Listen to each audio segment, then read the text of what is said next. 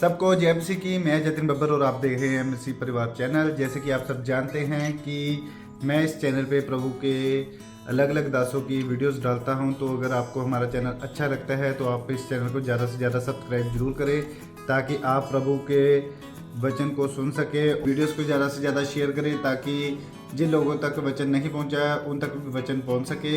सबको जय मसीह की। एक बार मैं आपसे दोबारा कहूँगा कि इस चैनल को सब्सक्राइब जरूर करें और वीडियोस को ज़्यादा से ज़्यादा शेयर करें। जय मसीह की। ये बोझ नहीं है, करके देखो एक बार। 4 महीने लेके जाओ तो बारिश क्या हड़ आ जाएगा टेस्टिमनी होगा आपकी लाइफ में। समझ रहे हो ना? मतलब जितना आप करते हो उतना ही प्रतिफल आपकी लाइफ में आता है। ये बोझ नहीं है, ये आपके ही फायदे के लिए है। प्रभु यीशु मसीह ने जब बिग डिसीजन लिए, उसने सारी रात प्रार्थना की। चेलों को चुनना था, सारी रात प्रार्थना की। स्लीपर जान देने से पता है बड़ा काम आ चुका है, एंड टाइम रह चुका है, एग्जाम लास्ट एग्जाम रह चुका है, सब अच्छे पढ़े। ओके, सारी रात प्रार्थना, ऐसी प्रार्थना के पसीना लहू बन के गिर रहा था, ऐसा शरीर को तोड़ा प्रार्थना में। और प्रार्थना के बाद हयाब आया कि क्रूस की मृत्यु तक भी आराम से सह ली। हालेलुया। और पिता की दाहिनी ओर जा बैठा और मौत को भी जीत लिया। फिर हालेलुया।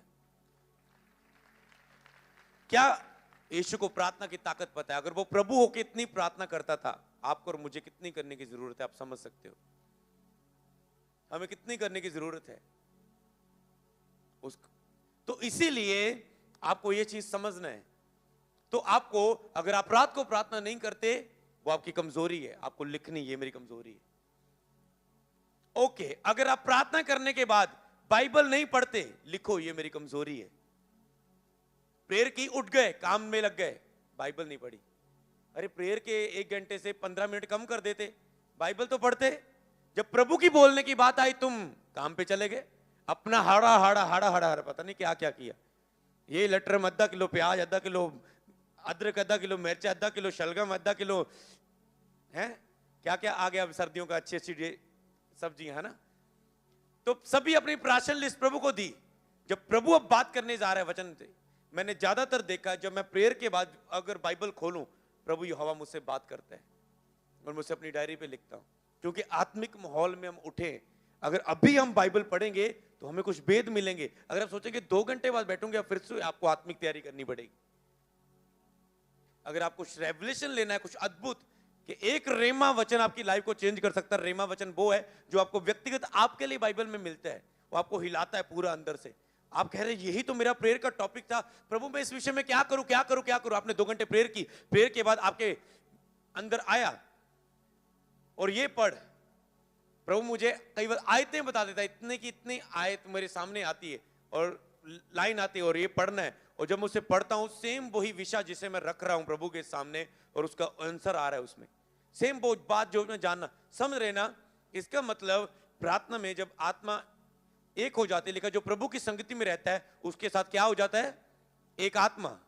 तो आप भी आत्मा, प्रभु भी आत्मा। अब क्या होगा? आत्मा आपसे बात करेगा, क्योंकि आप प्रेयर में जाके शरीर से बाहर आ गए, अब आत्मा में आ गए। अब आत्मा आत्मा से बात करेगा। इसीलिए लिखा आत्मिक घर बनते जाओ अंश अंश करके। तो इसीलिए अगर आप उपवास नहीं रख रहे, ये आपकी एक कमजोरी है। आपसे उपवास नहीं रखे जा रहे, आपको प्रेयर करनी, प्रभु मेरी उपवास रखने की कमजोरी। रोज ऐसे लिस्ट बना के इसे 1-2 पर 1 नंबर आ गया, हर प्रार्थना करने रोकने वाली आत्मा, होली गोस्ट फायर, मैं तुझे आग देती हूं, डांटती हूं। सुबह की हर रात को प्रार्थना में जो मेरी रोज की प्रार्थना में रुकावट आ रही है, मैं आग देता हूं, आग देता हूं, डांटता हूं। तो शैतान डांटता हूं।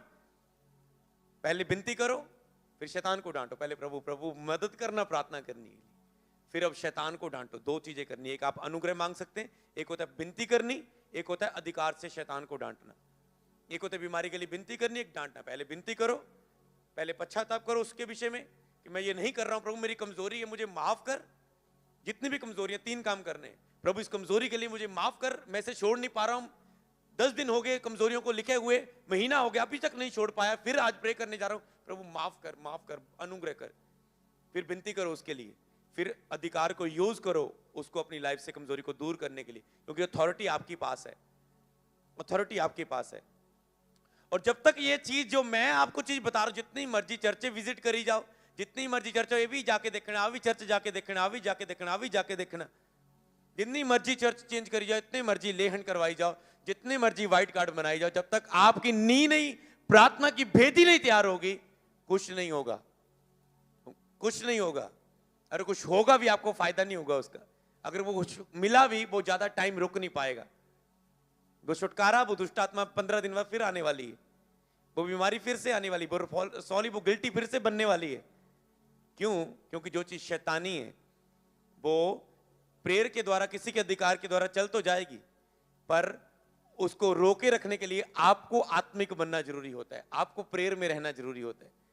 जब यीशु ने दुष्ट आत्मा निकाल दी, कहा फिर से दोबारा पाप ना करना। ओके, एक सीक्रेट कहता है पाप नहीं करना, नहीं तो फिर आएगी बीमारी, फिर आएगी। ओके, दुष्ट आत्मा निकल गई, सूखी जगहों को कहता है ढूंढती है, जब नहीं पाती, आराम नहीं पाती, पुराने घर में आती, देखती है उसे प्रेयर के बिना खाली है, ये पवित्रता से बाहर आया। अब वो देखती है ये पवित्रता से बाहर आ गया, ये फिर से लंगर प्रसाद खा रहा है, ये फिर से पवित्रता से बाहर आ गया, फिर से इसकी प्रेयर जीरो हो गई। ये बिना प्रेयर के रात को सोता है और फिर से उसके अंदर आ जाती है। तो क्या फायदा? इसका मतलब complete deliverance, complete healing, complete blessing, permanent जो आपकी लाइफ में रहे, वो एक ही चीज पर आएगी, परमेश्वर पर भरोसा रखो, नबियों की प्रतीत करो। आपको परमेश्वर पर भरोसा प्रेयर में जाके बनाना पड़ेगा, फेथ, तो ही आपके ऊपर, तब तुम स्थिर हो जाओगे, तब स्थिर ब्लेसिंग, स्थिर हीलिंग, स्थिर डिलीवरेंस आपको मिलेगी, स्थिर सेवकाई मिलेगी आपको। तो इसीलिए आपको इस चीज में चलना है। मान लो आपके पास दिन में 8 घंटे थे, आपके पास 10 घंटे थे, पर आपने केवल 2.5 घंटे दिन में प्रार्थना करनी थी।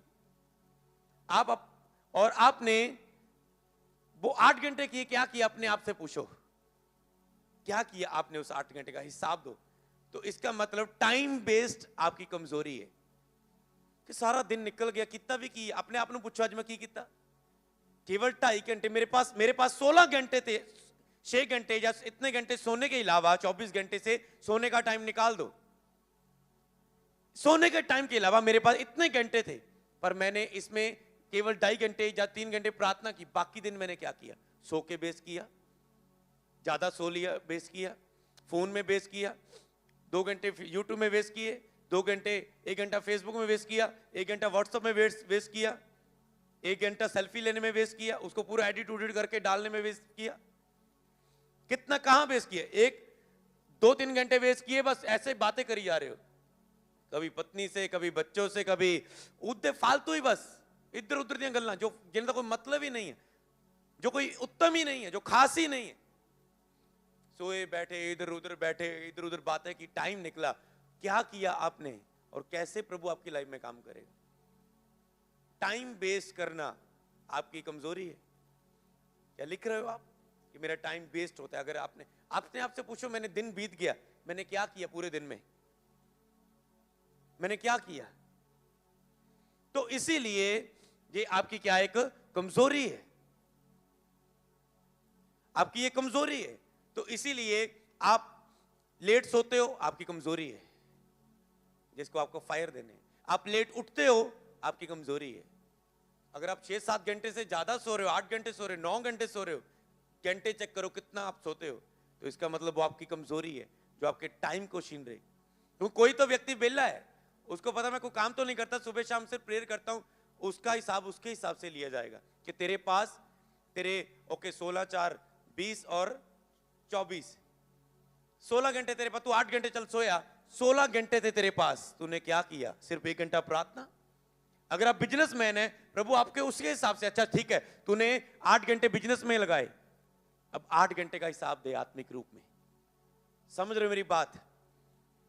24 घंटे 8 निकाल दिए, 16 बगे, 1 8 2 8 16, 3 8 24, 8 घंटे सो लिया आपने। चलो मैंने 6-7 बोला, 8 सो लिया, कोई बात नहीं। अब 16 घंटे बाकी थे।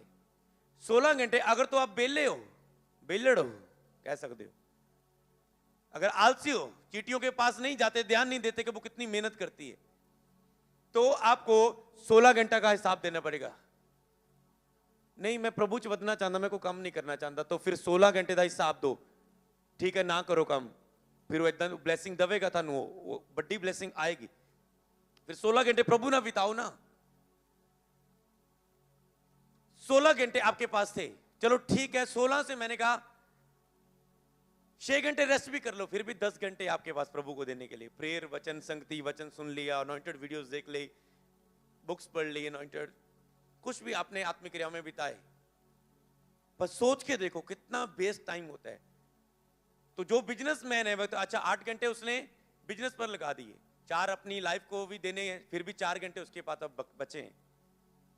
तो उसका हिसाब प्रभु, अगर 8 घंटे आपने सोया, 8 घंटे बिजनेस में लगाए, घर आते वक्त आपके पास 6 घंटे बचे, तो आपने 6 घंटे कैसे बिताए परमेश्वर के साथ, प्रभु उसके हिसाब से आपका हिसाब लेगा।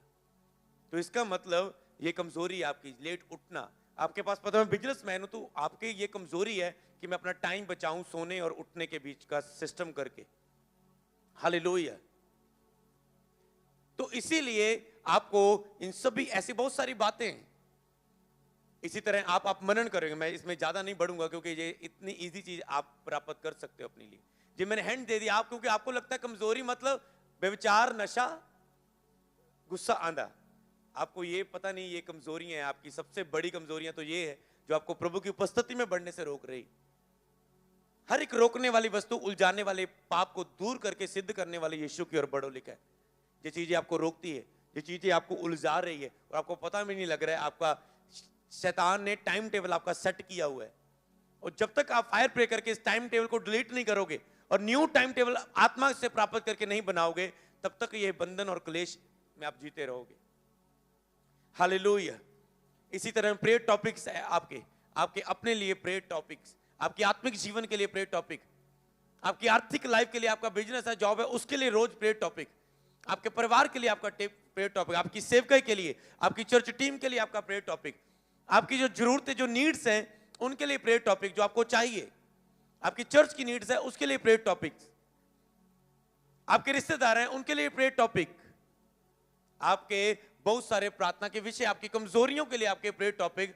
इस तरह बहुत सारे प्रार्थना के विषय हैं जिनको आप वचन तो बता के आए हो उसके लिए प्रेयर टॉपिक, जिसको आप चर्च लेके जा रहे हो उसके लिए प्रेयर टॉपिक, जिसका भी आप बपतिस्मा हुआ है, आपने वचन सुनाया, अब उसका चेले बनने के लिए आपका प्रेयर टॉपिक। पता नहीं कितने प्रेयर टॉपिक्स होंगे जिसको आपने लिखना है। और जब आप उसके लिए लिखेंगे, उसके लिए काम करोगे, तो प्रभु उत्तर देगा आपको, तो प्रभु आपकी सहायता करेगा।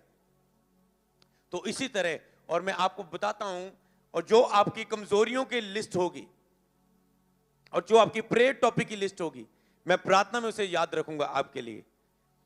और जब आप देखोगे जिस तरह आप अपनी प्रेयर में बढ़ोगे, प्रार्थना की वेदी में बढ़ोगे और इन प्रेयर के टॉपिक्स को लेकर जाओगे और इस कमजोरियों के टॉपिक्स को रोज लेके जाओगे, एक एक करके आप अपनी कमजोरियों को डिलीट करने वाले हो, एक एक करके, एक एक करके।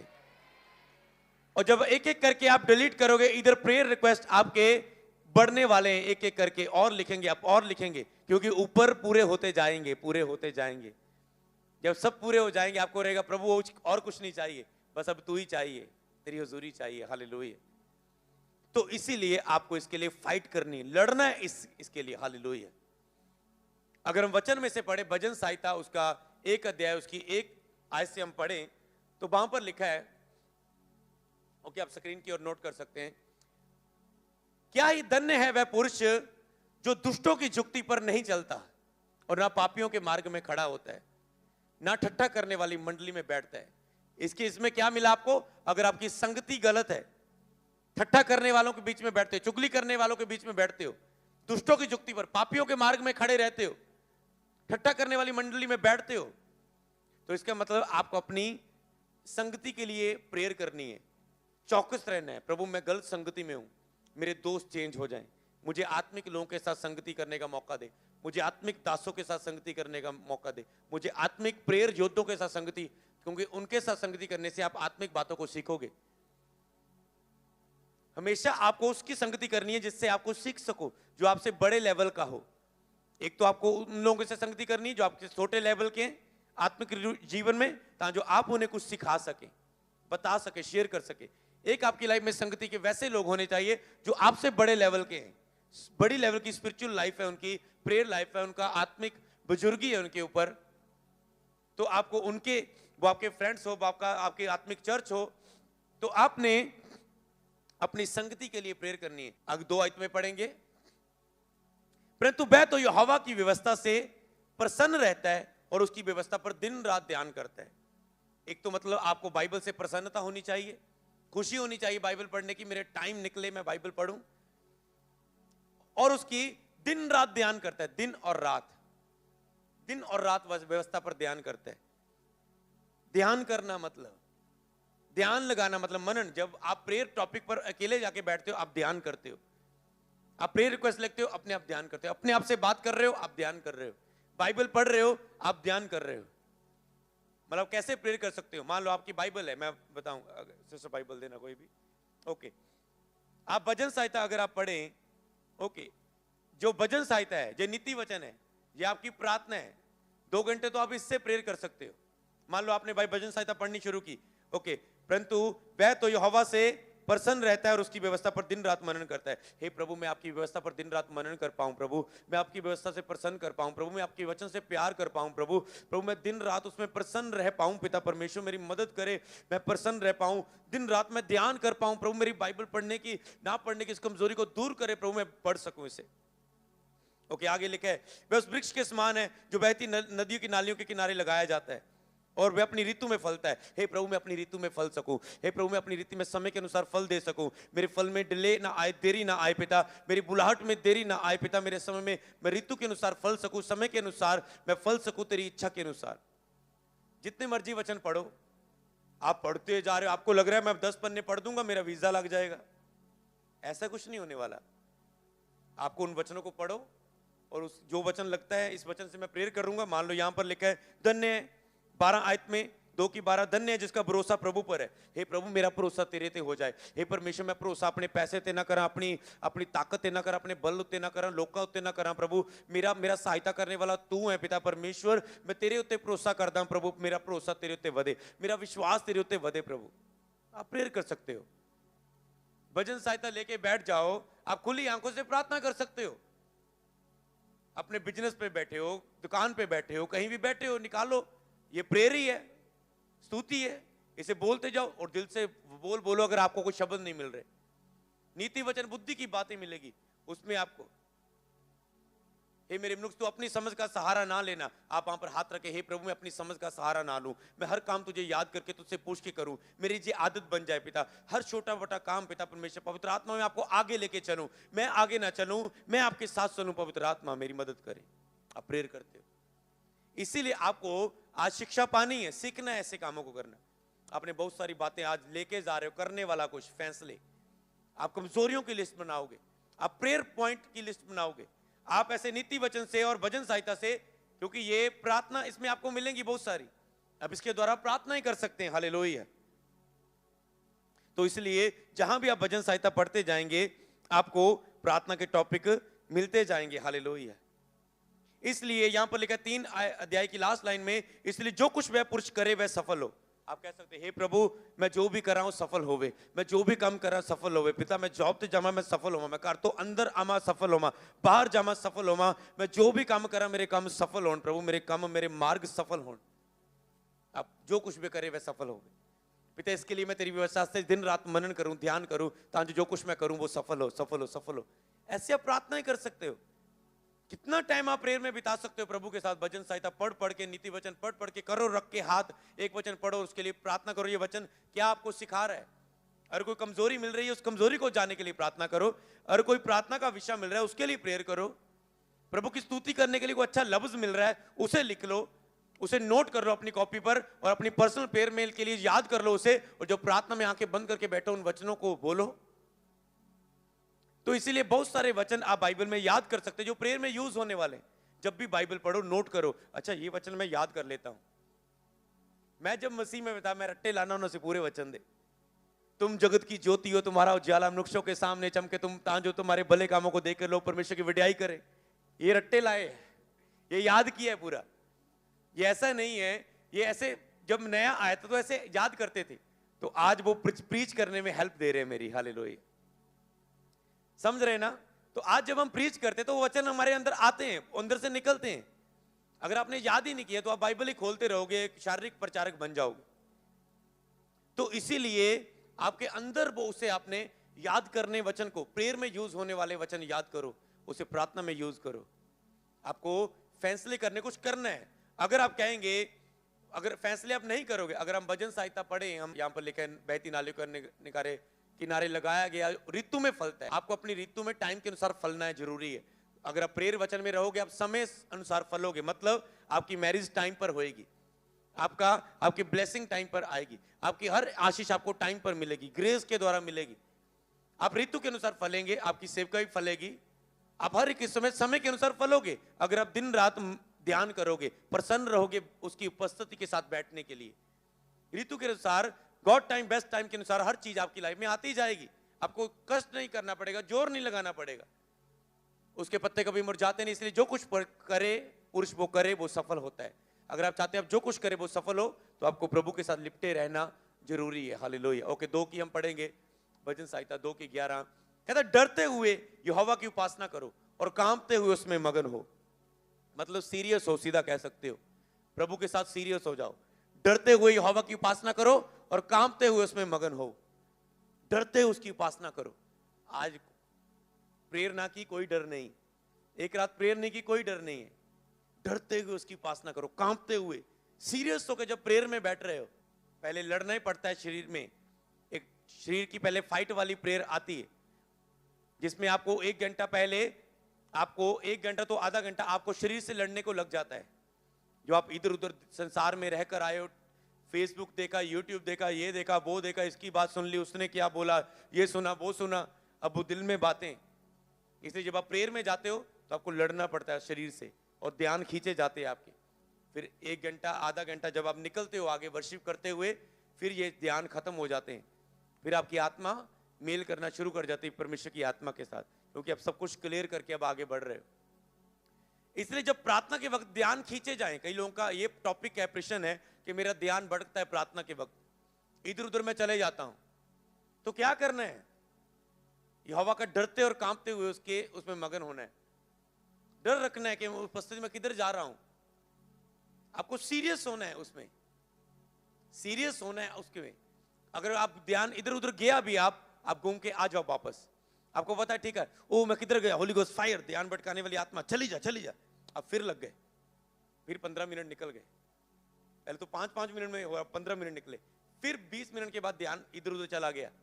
अब फिर उसे डांटे, ध्यान भटकाने वाली आत्मा, आउट आउट। ए मेरा शरीर प्रभु की उपासना कर, ए मेरे मन यहोवा को धन्य कह, धन्य कह उसे, उसकी आराधना कर, उसकी महिमा कर। शरीर को हुक्म दो, शैतान को हुक्म दो। आप देखेंगे, आप जैसे कंटिन्यू करेंगे, डांटेंगे ध्यान भटकाने वाली आत्मा को और लड़ते हुए आगे बढ़ेंगे, एक दिन आप छूट जाएंगे, आपका मन लगेगा प्रेयर में। आपको ऐसे फाइट करना है और परमेश्वर की ओर बढ़ना है, परमेश्वर की ओर अपने कदम बढ़ाने हैं। हालेलुया।